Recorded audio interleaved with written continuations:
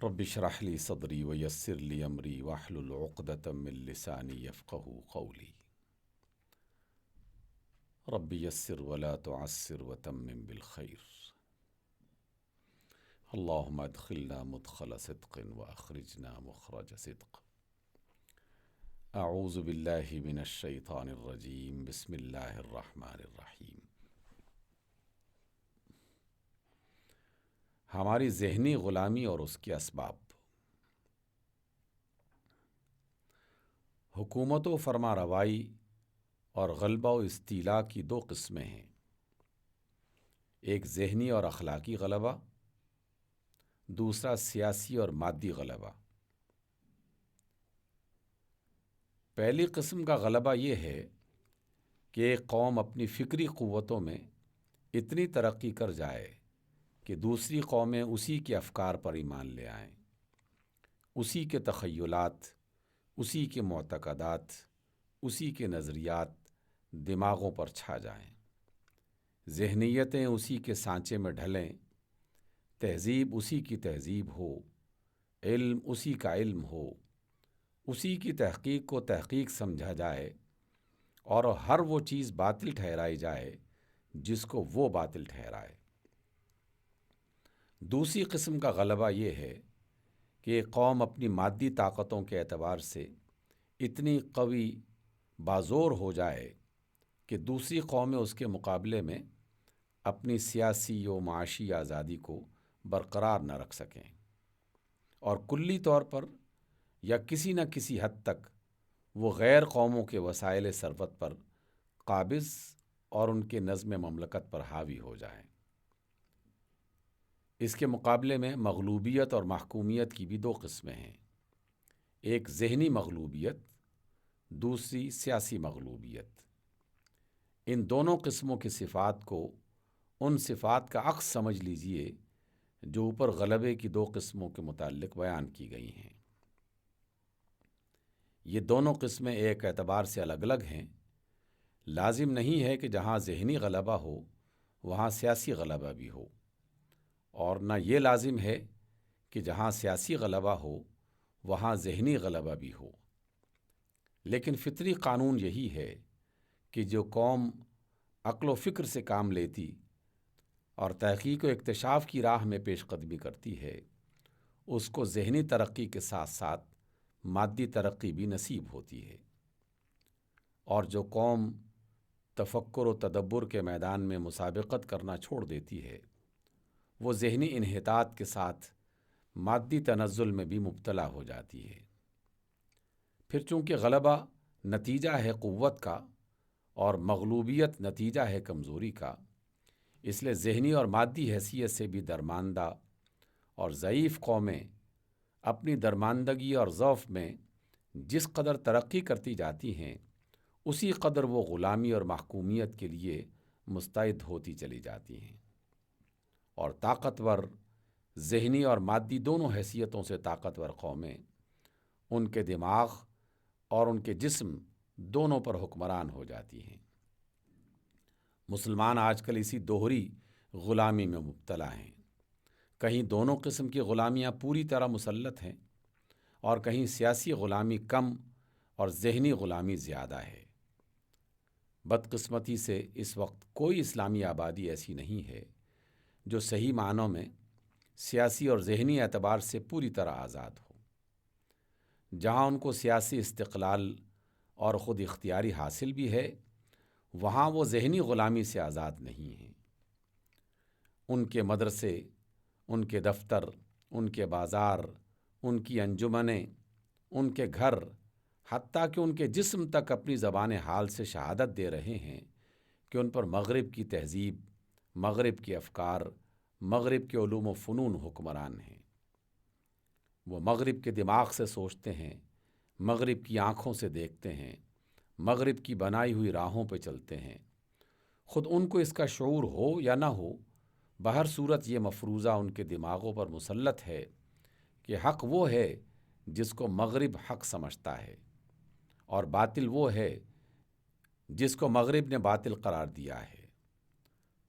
حق، صداقت، تہذیب، اخلاق، انسانیت، شائستگی، ہر ایک کا معیار ان کے نزدیک وہی ہے جو مغرب نے مقرر کر رکھا ہے۔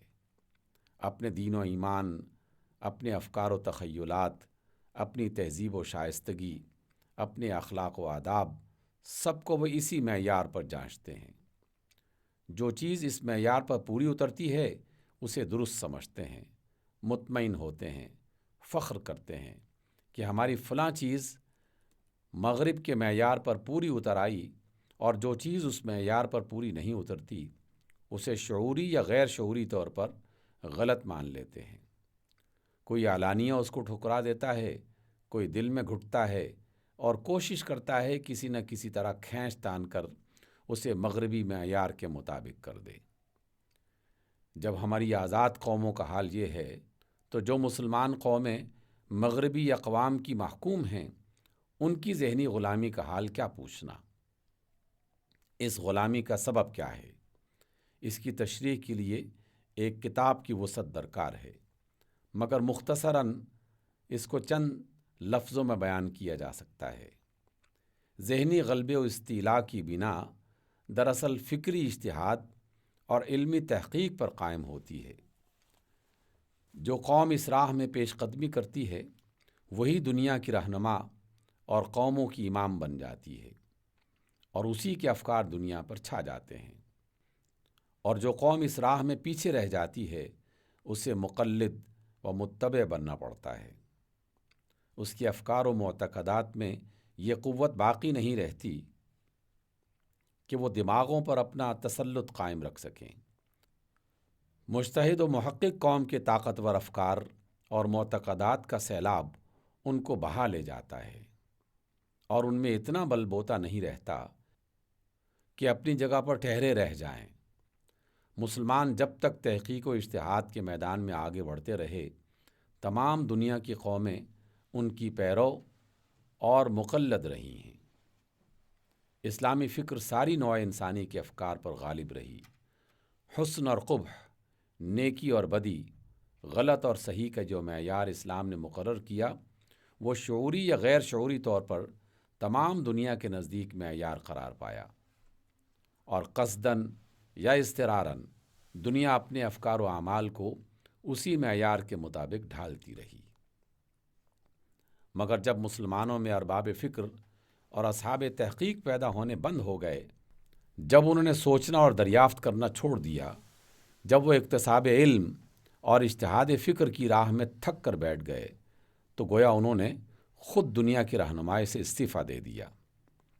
دوسری طرف مغربی قومیں اس میں آگے بڑھیں۔ انہوں نے غور و فکر کی قوتوں سے کام لینا شروع کیا، کائنات کے راز ٹٹولے اور فطرت کی چھپی ہوئی طاقتوں کے خزانے تلاش کیے۔ اس کا لازمی نتیجہ وہی ہوا جو ہونا چاہیے تھا۔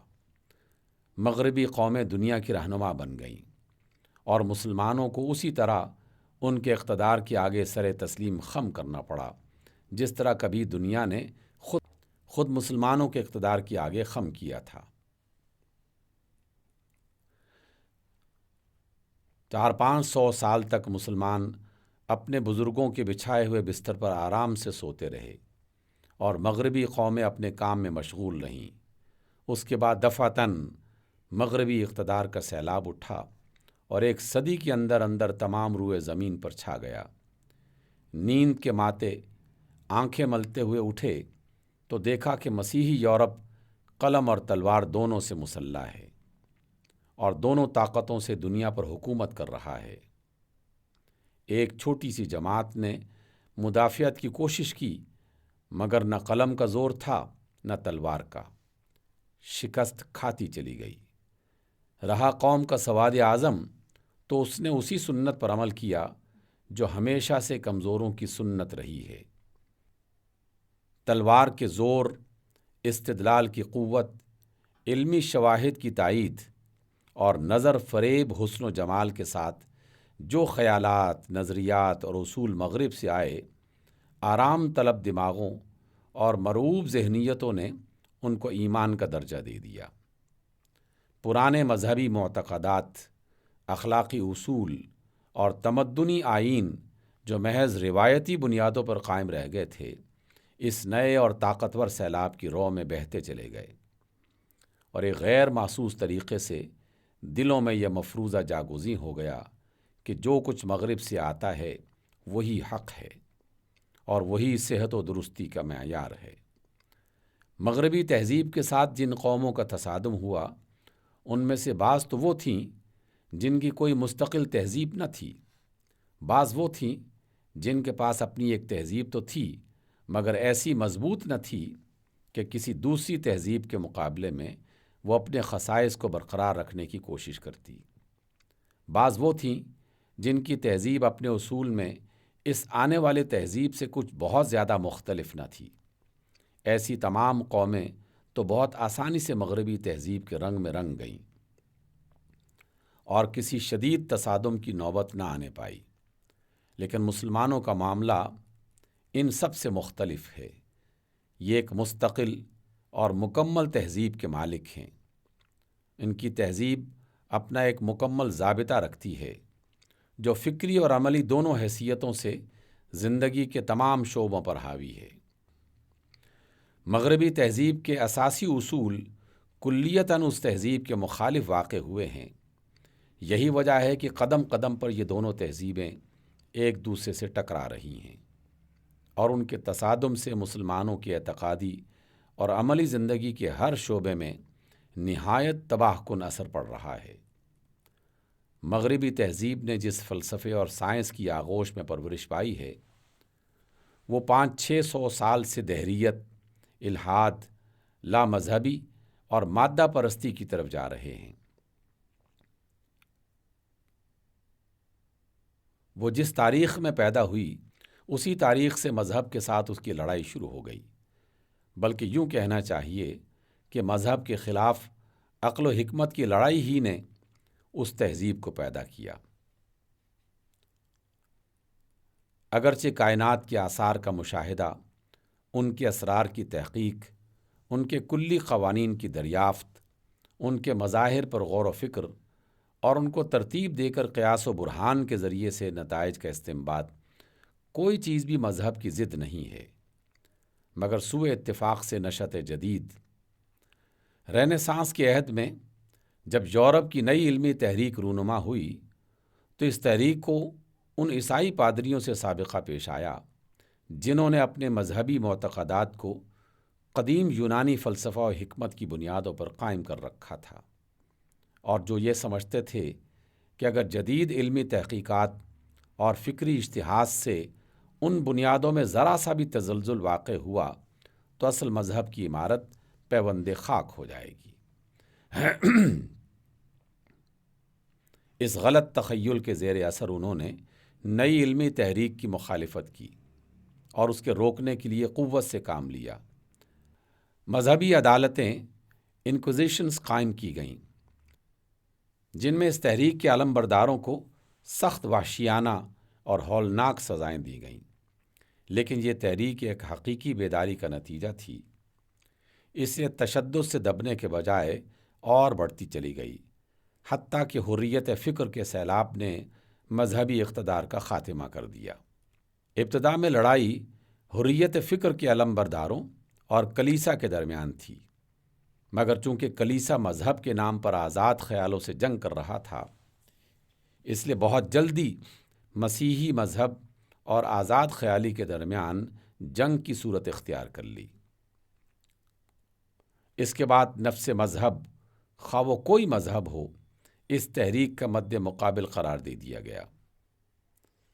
سائنٹیفک طریقے سے سوچنے کے معنی یہ قرار پائے کہ یہ طریق فکر مذہبی طریق فکر کی عین ضد ہے۔ جو شخص سائنٹیفک طریق سے کائنات کے مسائل پر غور کرے، اس پر لازم ہے کہ مذہبی نظریے سے ہٹ کر اپنی راہ نکالے۔ کائنات کے مذہبی نظریے کا بنیادی تخیل یہ ہے کہ عالم طبیعت، فزیکل ورلڈ کے تمام آثار اور جملہ مظاہر کی علت کسی ایسی طاقت کو قرار دیا جائے جو اس عالم سے بالاتر ہو۔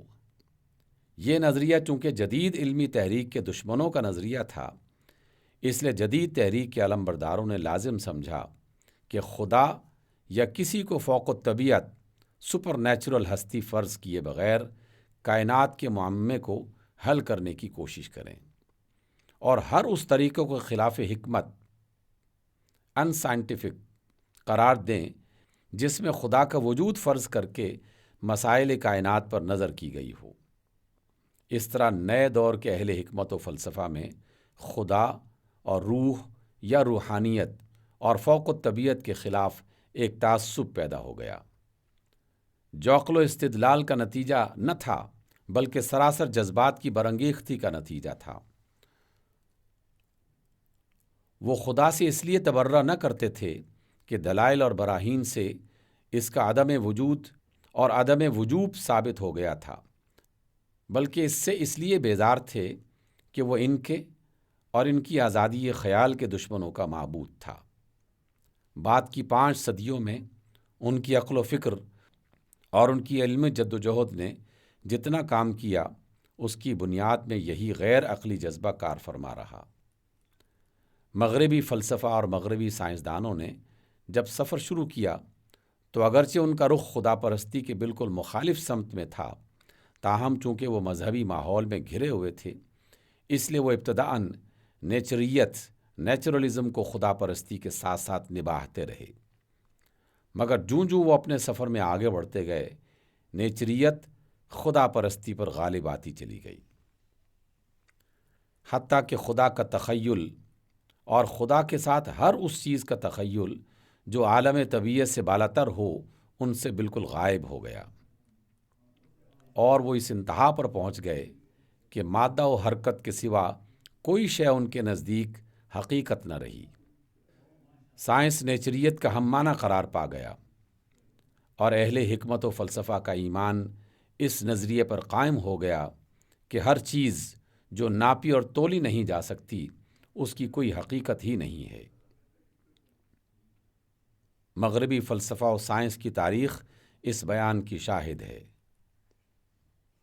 نمبر 1، ڈیکارٹ 1650 میں جو مغربی فلسفے کا آدم سمجھا جاتا ہے، ایک طرف تو خدا کا زبردست قائل ہے اور مادہ کے ساتھ روح کا مستقل وجود بھی مانتا ہے، مگر دوسری طرف وہی ہے جس نے عالم طبیعت کی آثار کی توجیح میکینیکل طریق پر کرنے کی ابتدا کی اور اس طریقے فکر کی بنیاد رکھی جو بعد میں سراسر مادہ پرستی میٹیریلزم بن گیا۔ ہابس 1679 اس سے ایک قدم اور آگے بڑھ کر فوق الطبیعت سپر نیچرل کی کھلم کھلا مخالفت کرتا ہے، نظام عالم اور اس کی ہر شے کو میکانیکی توجیح کے قابل قرار دیتا ہے اور کسی ایسی نفسی یا روحی یا عقلی قوت کا قائل نہیں ہے جو اس مادی دنیا میں تصرف کرنے والی ہو، مگر اس کے ساتھ ہی وہ خدا کو بھی مانتا ہے، اس حیثیت سے کہ ایک ایسی علت العلل کا ماننا ایک عقلی ضرورت ہے۔ اسی زمانے میں سپائنوزا 1677 میں اٹھا جو 17ویں صدی میں عقلیت ریشنلزم کا سب سے بڑا علمبردار تھا۔ اس نے مادہ اور روح اور خدا کے درمیان کوئی فرق نہ رکھا، خدا اور کائنات کو ملا کر ایک کل بنا دیا اور اس کل میں خدا کے اختیار مطلق کو تسلیم نہ کیا۔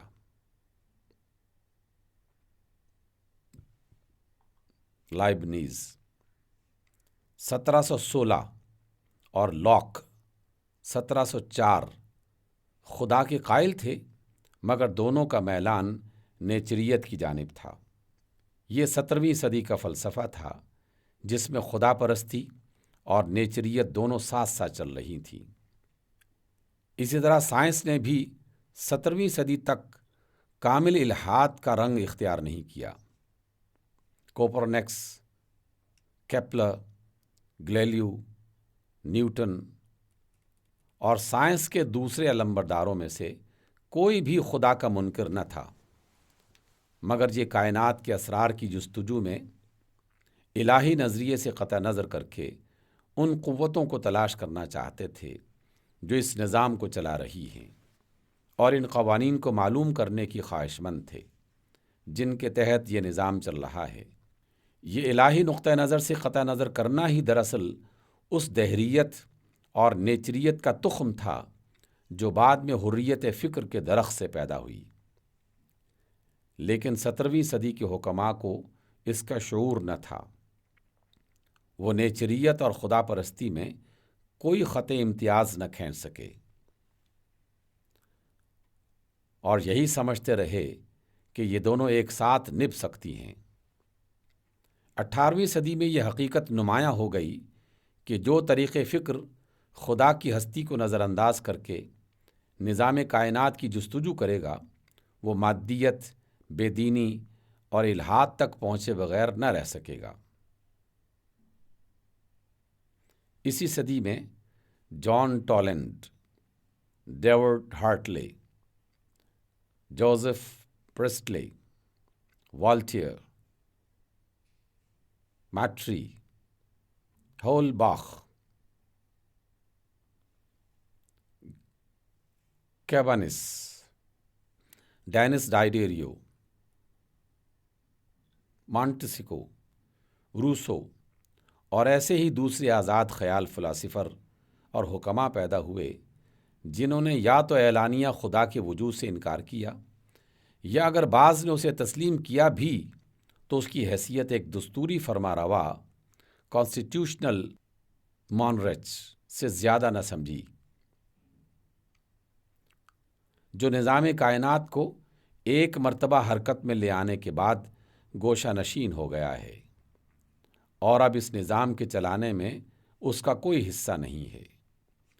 یہ لوگ عالم طبیعت اور دنیائے مادہ و حرکت کے باہر کسی چیز کے وجود کو ماننے کے لیے تیار نہ تھے، اور ان کے نزدیک حقیقت صرف انہی چیزوں کی تھی جو ہمارے مشاہدے و تجربے میں آتی ہیں۔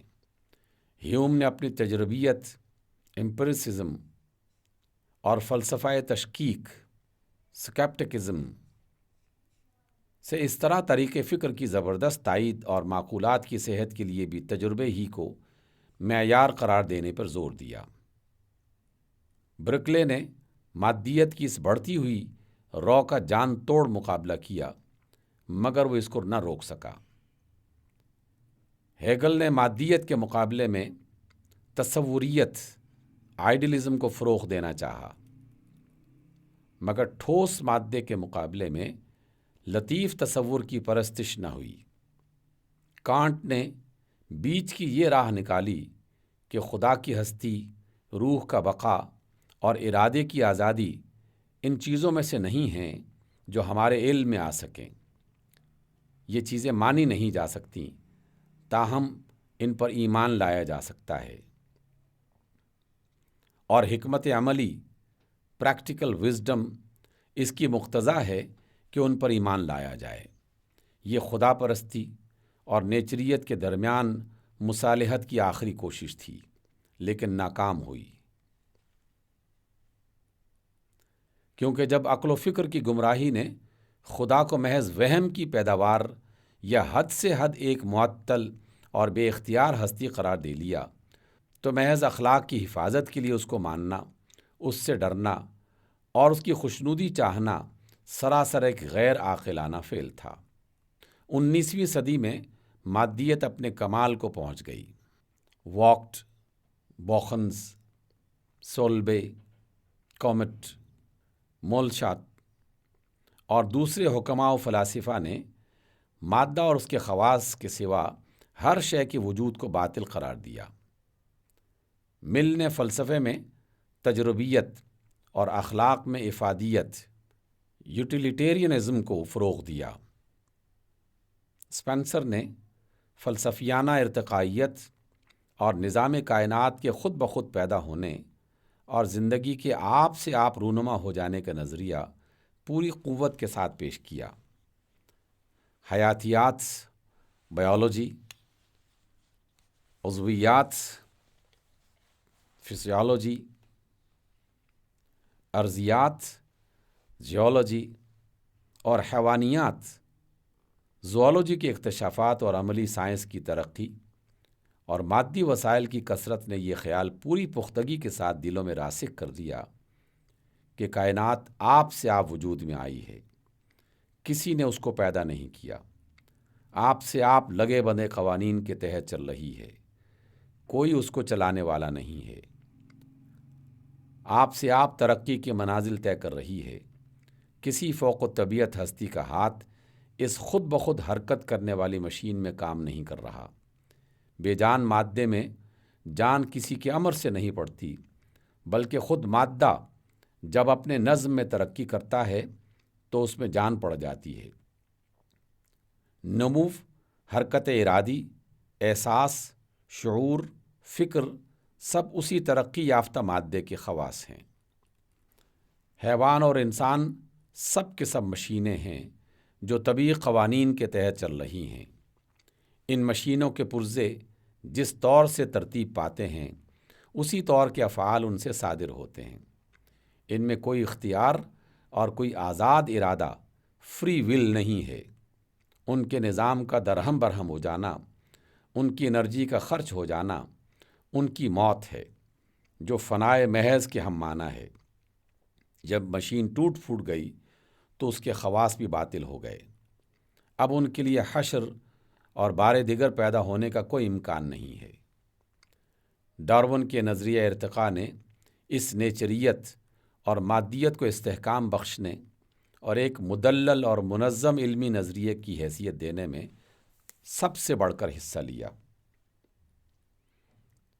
اس کی کتاب اصل الانواع، اوریجن آف اسپیشیز، جو 1859 میں پہلی بار شائع ہوئی، سائنس کی دنیا میں ایک انقلاب برپا کرنے والی کتاب سمجھی جاتی ہے۔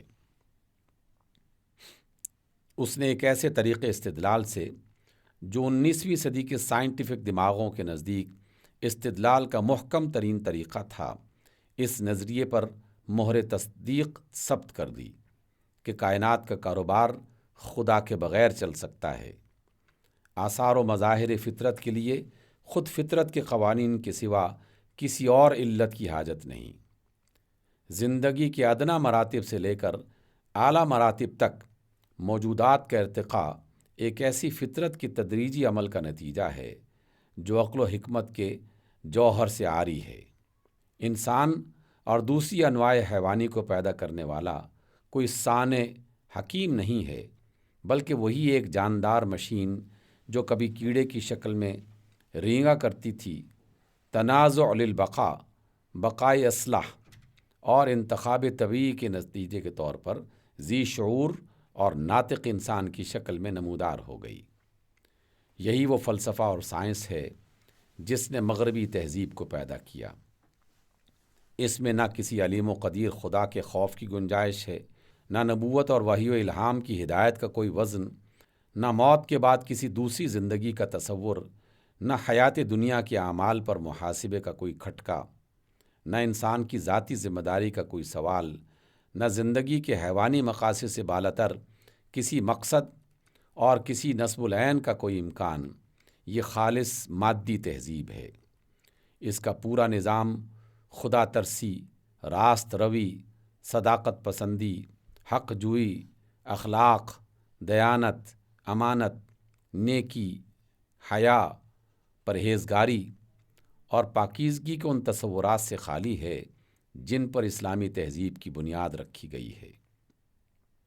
اس کا نظریہ اسلام کے نظریے کی بالکل ضد ہے۔ اس کا راستہ اس راستے کی عین مخالف سمت میں ہے جو اسلام نے اختیار کیا ہے۔ اسلام جن چیزوں پر انسانی اخلاق اور تمدن کی بنیاد رکھتا ہے ان کو یہ تہذیب بے خبن سے اکھاڑ دینا چاہتی ہے، اور یہ تہذیب جن بنیادوں پر انفرادی سیرت اور اجتماعی نظام کی عمارت قائم کرتی ہے ان پر اسلام کی عمارت ایک لمحے کے لیے بھی نہیں ٹھہر سکتی۔ گویا اسلام اور مغربی تہذیب دو ایسی کشتیاں ہیں جو بالکل مخالف سمتوں میں سفر کر رہی ہیں۔ جو شخص ان میں سے کسی ایک کشتی پر سوار ہوگا اسے لامحالہ دوسری کشتی کو چھوڑنا پڑے گا، اور جو بیک وقت ان دونوں پر سوار ہوگا اس کے 2 ٹکڑے ہو جائیں گے۔ اس کو بدقسمتی کے سوا اور کیا کہیے کہ جس صدی میں یہ نئی تہذیب اپنی مادہ پرستی، الحاد اور دہریت کی انتہا کو پہنچی، ٹھیک وہی صدی تھی جس میں مراکش سے لے کر مشرق اقصیٰ تک تمام اسلامی ممالک مغربی قوموں کے سیاسی اقتدار اور حاکمانہ استیلا سے مغلوب ہوئے۔ مسلمانوں پر مغربی تلوار اور قلم دونوں کا حملہ ایک ساتھ ہوا۔ جو دماغ مغربی طاقتوں کے سیاسی غلبے سے مرعوب اور دہشت زدہ ہو چکے تھے، ان کے لیے مشکل ہو گیا کہ مغرب کے فلسفہ و سائنس اور ان کی پروردہ تہذیب کے رعب و داب سے محفوظ رہتے۔ خصوصیت کے ساتھ ان مسلمان قوموں کی حالت اور بھی زیادہ نازک تھی جو براہ راست کسی مغربی سلطنت کے زیر حکم آ گئی تھیں۔ ان کو اپنے دنیاوی مفاد کی حفاظت کے لیے مجبوراً مغربی علوم حاصل کرنے پڑتے، اور چونکہ یہ تحصیل علم خالص تحصیل علم کی خاطر نہ تھی اور مزید برآں ایک مرعوب ذہنیت کے ساتھ مغربی استادوں کے سامنے زانوئے ادب طے کیا گیا تھا، اس لیے مسلمانوں کی نئی نسلوں نے شدت کے ساتھ مغربی افکار اور سائنٹیفک نظریات کا اثر قبول کر لیا۔ ان کی ذہنیتیں مغربی سانچے میں ڈھلتی چلی گئیں۔ ان کے دلوں میں مغربی تہذیب کا نفوذ بڑھتا چلا گیا۔ ان میں وہ ناقدانہ نظر پیدا ہی نہیں ہوئی جس سے وہ صحیح اور غلط کو پرکھتے اور صرف صحیح اختیار کرتے۔ ان میں یہ صلاحیت ہی پیدا نہ ہو سکی کہ آزادی اور استقلال کے ساتھ غور و فکر کرتے اور اپنے ذاتی اجتہاد سے کوئی رائے قائم کرتے۔ اسی کا نتیجہ ہم دیکھ رہے ہیں کہ اسلامی تہذیب جن بنیادوں پر قائم ہے وہ متزلزل ہو گئی ہیں۔ ذہنیتوں کا وہ سانچہ ہی بگڑ گیا ہے جس سے اسلامی طریق پر سوچا اور سمجھا جا سکتا ہے۔